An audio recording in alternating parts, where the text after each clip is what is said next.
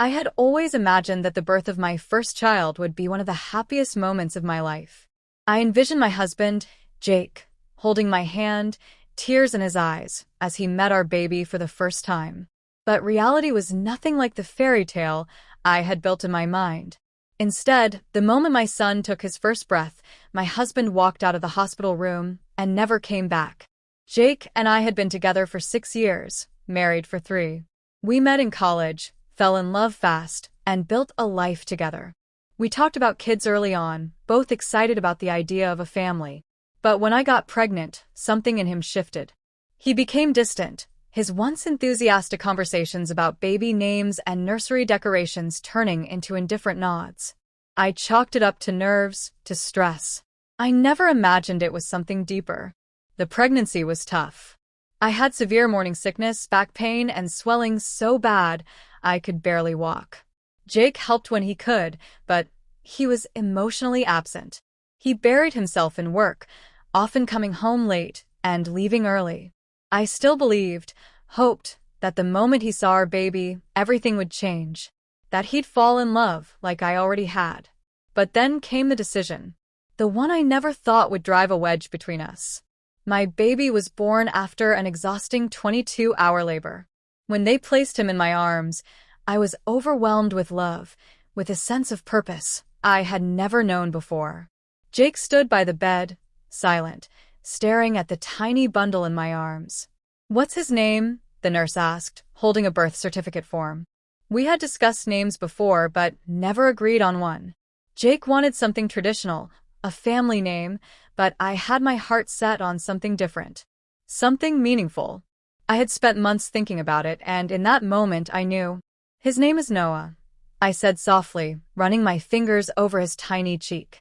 Jake stiffened. "What?" "Noah," I repeated, smiling down at my son. "It just feels right." Jake's expression darkened. "We agreed on Christopher."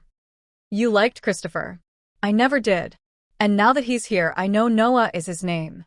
His face turned red, his hands clenched into fists. "You didn't even ask me? You just decided?" "Jake, it's just a name. He's our son." "No, you made a decision without me. You always do this. You don't respect me." I was too exhausted to fight, too overwhelmed to process the anger in his voice. "Jake, please. This isn't about us." He shook his head, stepping back from the bed. "No, it is about us. And I can't do this anymore." I thought he meant the argument. I thought he'd cool off, that we'd talk later. But he turned on his heel and walked out of the room. Out of the hospital. Out of our lives. I spent the next few days in a haze of disbelief. He ignored my calls, my texts. When I was discharged, I went home to an empty house. He had packed a bag, taken his things, and left. A week later, he sent divorce papers. I kept hoping he'd come back, that he'd realize how much he was missing. But he never did. Months passed, and I learned to be both mother and father to Noah. It wasn't easy, but every time I looked at my son, I knew I had made the right choice. People ask me if I regret it. If I wish I had chosen a different name just to keep my marriage intact. The answer is no.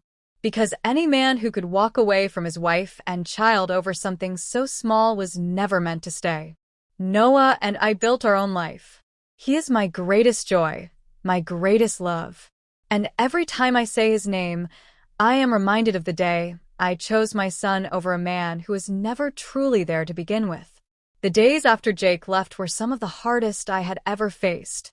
I struggled with the late nights, the exhaustion, the feeling of abandonment that crept in during the quiet moments.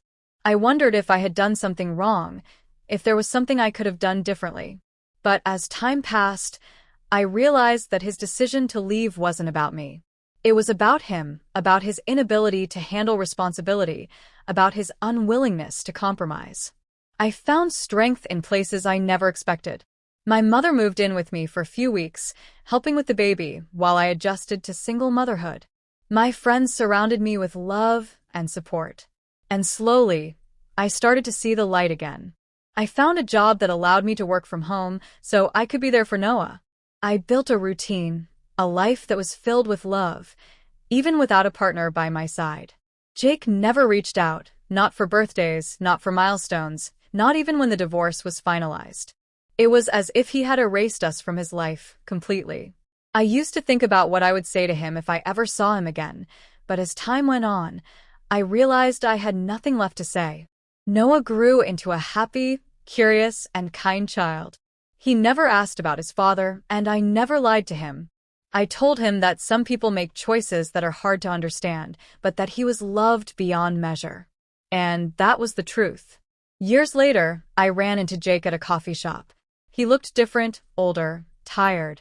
He saw me, saw Noah, and for a brief moment, something flashed in his eyes. Regret, maybe. But he said nothing. He just turned away, just like he had all those years ago. And in that moment, I knew I had won. Not in a spiteful way, but in the way that truly mattered. I had built a life, a beautiful, fulfilling life, while he had walked away from one.